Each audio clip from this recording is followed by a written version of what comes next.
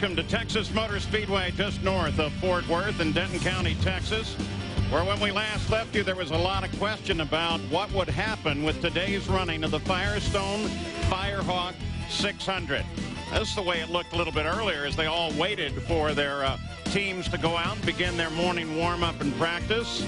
The drivers went into pretty serious conferences, so did the team owners, the managers. There was a lot of concern about the high speeds here. And then finally a decision was made, and the decision unfortunately is to go pack up and go home. Now, we do have a good deal to tell you about that, how it came about and what happened. Those of you that were just watching The Making of Driven, the movie that premiered this weekend about, in fact, this series, that's the way Hollywood does it. And fortunately, when the set is closed and the scene is done, everybody walks away. There's no injuries. It's a little more serious when you're here on the track. So about an hour and 50 minutes ago, because of safety concerns, the president and CEO of CART, Joe Heitzler, made this announcement. It's disappointing, but yet necessary for me to announce that CART, along with its teams, its drivers, its manufacturers, and sponsors, have determined that we must postpone today's race. We have examined every conceivable alternative and have come to the conclusion that the situation we are faced with leads to this decision, that we cannot comfortably race today. Therefore, we are postponing the Firestone 500 due to concerns over the physical demands placed on our drivers while traveling at speeds of more than 235 miles per hour in this 1.5-mile oval. A situation developed on Friday of this weekend that in the 25 years I've been involved with motorsports, I have never heard of and have never seen at any other racing venue. Two drivers, it came to my attention that two drivers pulled off the racetrack after long stints at over 230 miles an hour, and they pulled in because they were experiencing rather severe dizziness and lightheadedness and felt that they could no longer safely control the race car.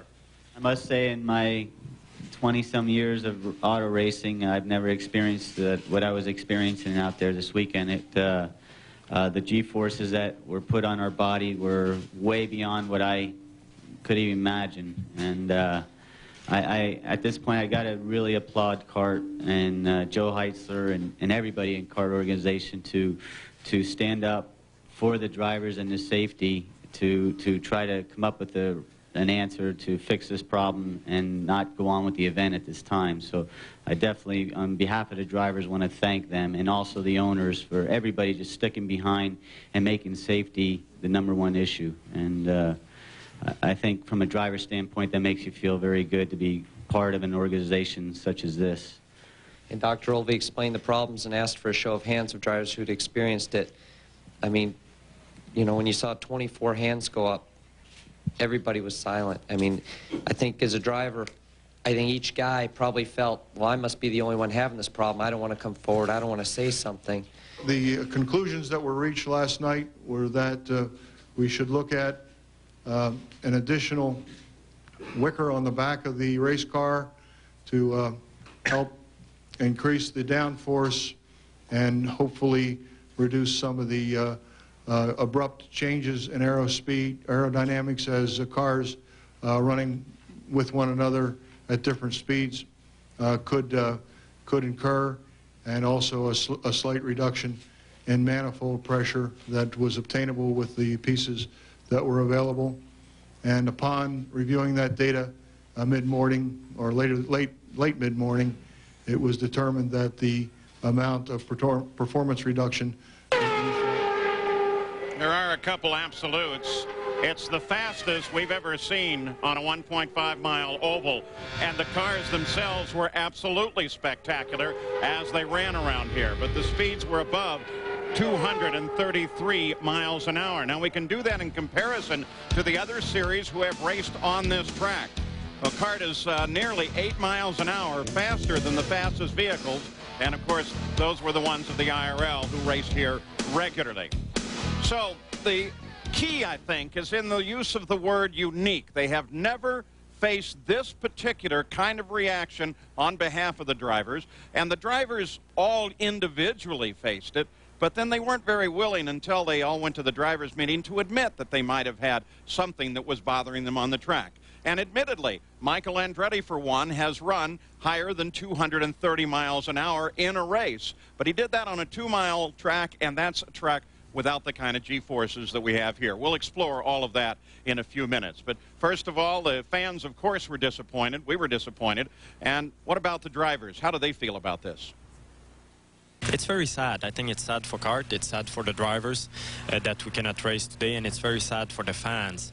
But I think if you look at it more closely, I think it's the best decision they could have made. We have the safest race cars, but we also have the fastest race cars in the world, and we reach speeds that we were not, no one thought we were going to reach, and with the banking we have in this track, we had too many lateral Gs, and all the medical department of CART said that we are over the limit of the human being. The lightness in the head and the dizziness can get aggravated and go to other sides, like you start to get your narrow vision, and if it keeps going for longer, you can even start losing the color on your eyes. I think CART, to their credit, tried to organize some more teams to come down here at various times, but with the off-season testing schedule and the weather issues, it just didn't happen.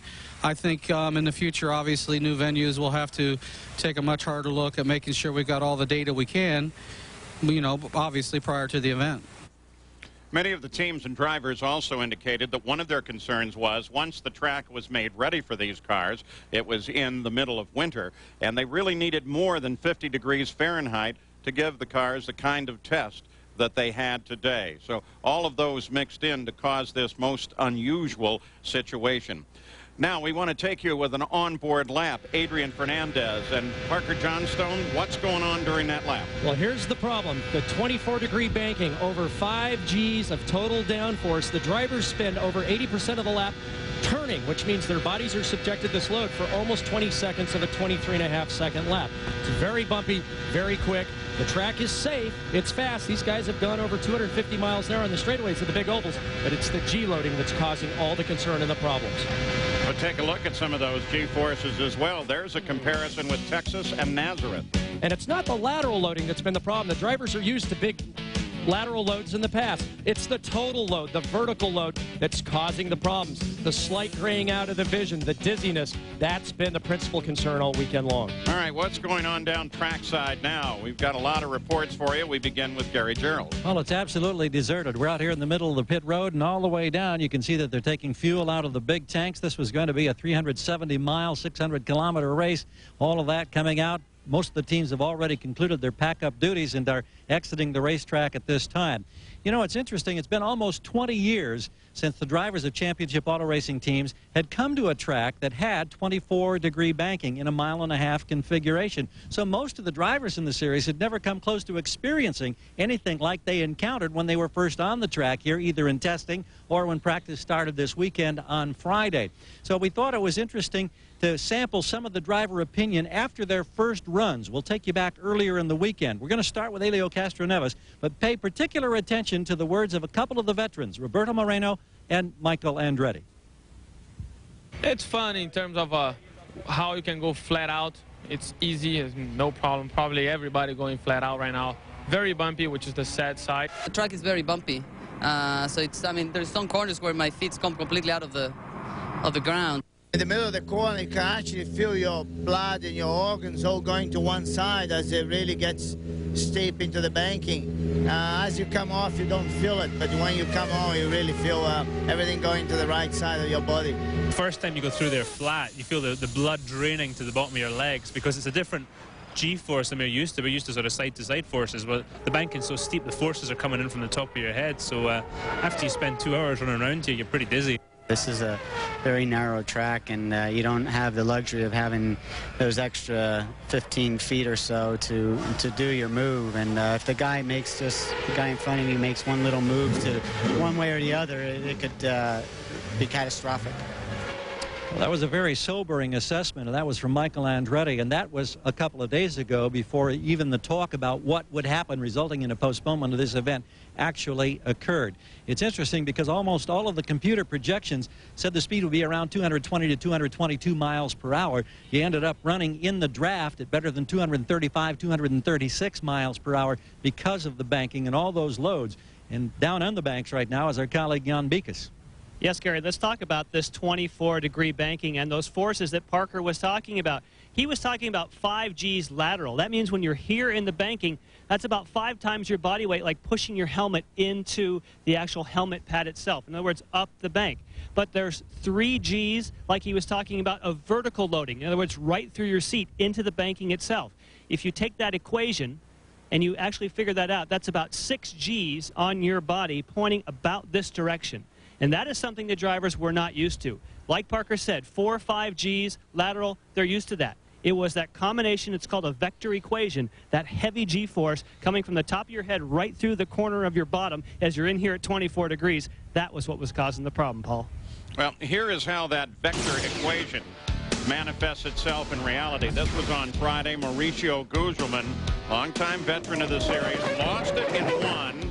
Hit the wall in 2, hit the wall again here in 3. He was bruised, he was shaken up. He didn't come out to qualify, and then he decided he was just going home and left the track late yesterday. Then on Saturday, there was a similar situation. This time it involved Cristiano D'Amato. Same sort of circumstance. Lost it coming off a 2, hit the wall on the inside of 2, then came up, hit the outside of 3. And he was able to come back and qualify, but he was bruised as well. Now, Kirk Russell, the vice president of racing operations, said there is the possibility that both of these accidents are related to the G-force because they couldn't find any mechanical cause for the accident. What do you think? Well, we had one other theory. These Hanford devices create such turbulence that possibly the cars that they were behind were creating such a wake turbulence that as Mauricio, as Cristiano exited turn 2, it disrupted the flow of air over the top of the car. Speaking to Cristiano, he said the car was loaded in the banking. Because of the heavy G loading, they have no feel of actually what the car is doing, and all of a sudden he just lost control of the car. Keep in mind, to give you an idea of the speed, both those drivers, as you said, lost it between 1 and 2. A quarter of a mile later, they finally slowed down in 3 and 4. Big impacts. Mauricio's 66 Gs on initial impact in turn 2, 132 Gs with that last crash we saw down in turn 3. Huge G loading. It's all about speed here. And, of course, the problem of how to resolve that so that the drivers can physiologically actually effectively drive their cars. Now, within CART, there seems to be a consensus of opinion among everybody that the race should not have taken place. That isn't necessarily the opinion that everyone has here. As just a side note, before they held the CART news conference, they masked over all the symbols in that room of Texas Motor Speedway. And then after the CART news conference, the manager of Texas Motor Speedway came out, and he had a little different opinion of the thing. Both Texas Motor Speedway and its fans are frustrated by what has occurred here today. But before I go further, let me be clear that neither the Speedway or its fans would ever want an event to be held in which the competitors were placed at a position of unnecessary risk. Over the last 2 years, I think our sport certainly has dealt with enough tragedy. We don't need to do anything to add to that. But the bottom line point is, CART should have known. We questioned the speed in meetings, in letters.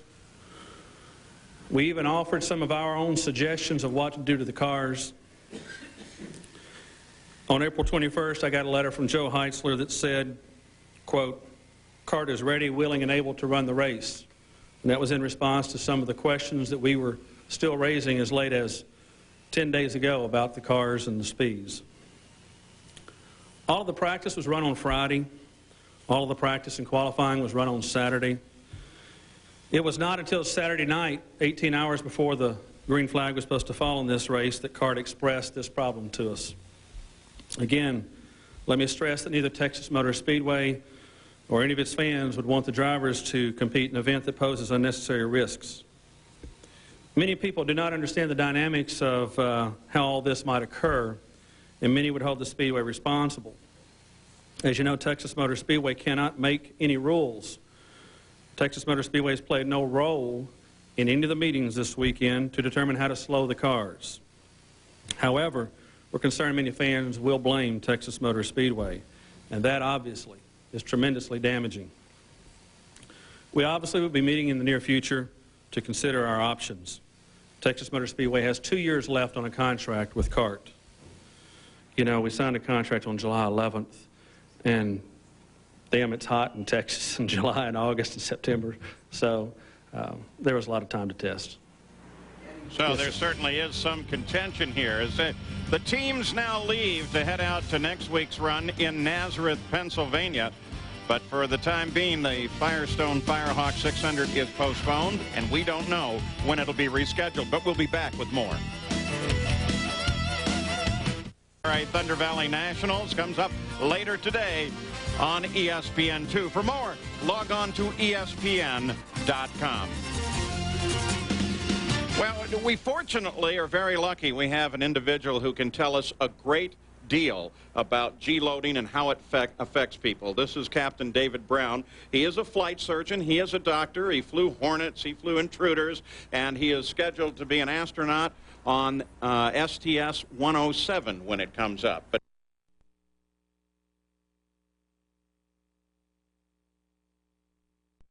I do want to ask you about this particular situation where the G-loading is fairly constant and ongoing. How does that affect the body? Well, Paul,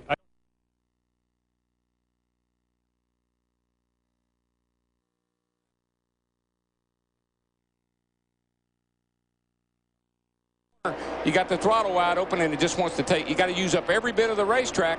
Unfortunately, somebody was in his way. Harold, was that a world-class save to keep that car, get that car right. Pointed right? Maybe he practiced that move yesterday and when he spun yesterday.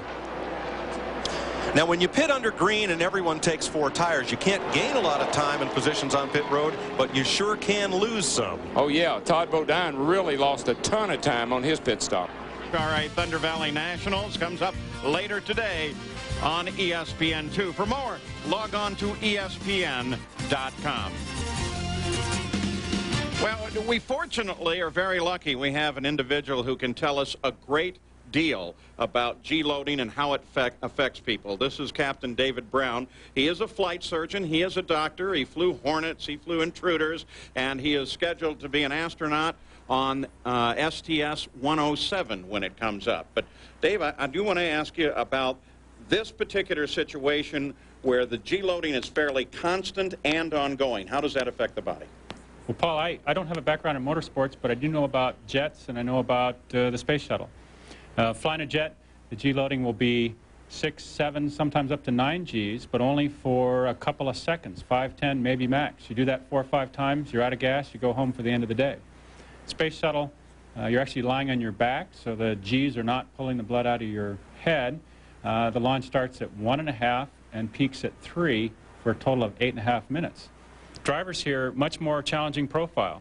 They're getting up to 5, 6 in some vectors, and they're doing it for 2 hours and 45 minutes. Far tougher profile than what a jet fighter pilot or an astronaut in the space shuttle does. We're watching an onboard shot of Mauricio Guzman when he was running around the track, and you can actually see his helmet get forced down, Parker.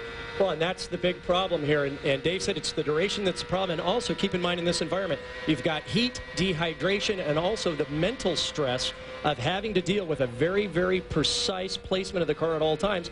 Otherwise, there's dire consequences for making the very smallest of mistakes. And so, Dave, in summary, you don't disagree with this kind of decision. It's going to err to the side of safety, which is what you guys do. Oh, I'll never disagree with or second-guess a decision for safety. Absolutely.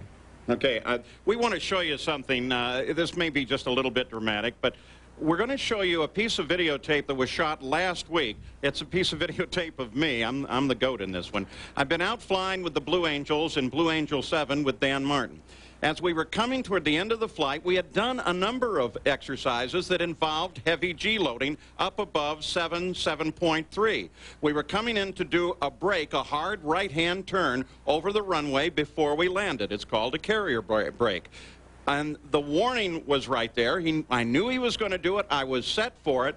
And yet, because I've been doing everything else, I want to show you exactly what happens with heavy G loading and how quickly it happens. Coming right. Sherman Tower, Cat 116, take off IFR. Here we go, Paul. Here comes our right turn. Ready. Sherman Tower, take it. Little pull. Is 180 with the gear. Looks like we're number 2 to land. Number 509, number 3 behind the beach jet. Check wheels down, 01018, clear to land. I'm going to need a clear deck behind him. 509, number 3 to land. So that ended up in about 11 seconds of unconsciousness and another 5 or 6 minutes before I could really put multisyllabic words together. And I know you say I can't do that right now. So let's relate that back to here, Parker. But that's Paul, the same kind of thing that can happen. I tell you, if I were watching at home, I'd say, yeah, but that's Paul. That's you in a broadcast booth. It's not a 25-year-old Brazilian in top physical condition. Dave, isn't it a fact that if you're in great aerobic condition, they actually have less G tolerance in some cases? Well, people that do run a lot of long-distance races do have a slightly low G tolerance. You can put a relaxed subject, however, in a centrifuge, 3 Gs, and they'll pass out. These guys are doing 3, 4, 5, 2 hours and 45 minutes. People get tired. It's no surprise that you can pass a threshold for what people can tolerate out here. And I think one of the things, talking to the drivers, Paul, since only one's a pilot, that's Christian Fittipaldi, but he's never done any aerobatics, is that there are techniques that you use to try to keep the blood from flowing to your head. And talking to these guys, they don't know about them. What do you do as a jet fighter pilot to try to prevent the blood from leaving your eyes, your brain, and keeping you from functioning properly? Well, for the profile that we talked about, which is 5, 6, 7, 9 Gs, for several seconds, you'll tense your legs, your arms, you'll hold your breath, and you'll strain. You do that, again, for 10 seconds, then you take a breath and you continue. You don't do that for 2 hours and 45 minutes. So in other words, doing that 19 seconds of a 23.5-second lap for 2 hours and 45 minutes might be beyond someone's endurance capabilities. It'd be a little tough. I don't think I'd want to do it. Well, Captain Dave Brown, we really appreciate you coming on and letting us know about it. Astronaut flight surgeon. There you have hopefully a good explanation of what G's can do to you. We still have a great deal more to tell you about what's gone on here and, in fact, what the future is. And CART, they race on ESPN in just 1 week. Allegiances have been compromised. Bonds broken. Now, a fury swells. A wrath will be unleashed.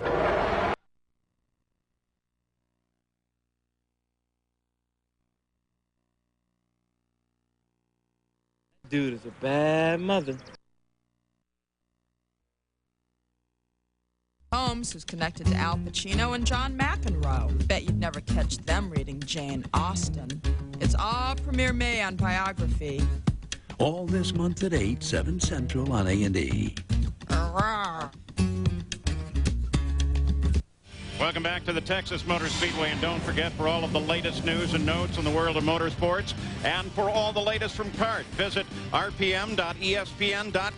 Keyword CART.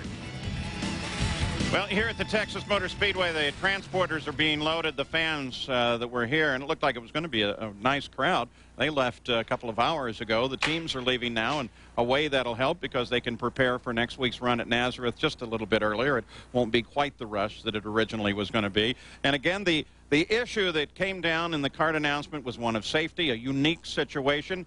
And as we've indicated before, and we're going to show you once again, many of the drivers, if not all of them, absolutely believe in this decision. I feel very proud of the fact that for once the business didn't win. Actually, our board of director, and in particular the person of our president, Joe Heisler, stood for what was right. We went beyond what human can handle, and it's the first time we'd experienced, and nobody was expecting that, not even the drivers, and we're kind of dealing something that is just coming up really at the last minute. This is a wonderful facility. The problem right now is that our cars are too fast for it. The problem lies with our cars, not with the track. We have to fix that. Another one of the transporters, in fact, that of Alex Zanardi, Morris Dunn Racing, on their way out of the track and back to their home in Indianapolis, Indiana. When we come back, we actually do have some racing for you. We want to take you back and show you the action from the streets of Long Beach.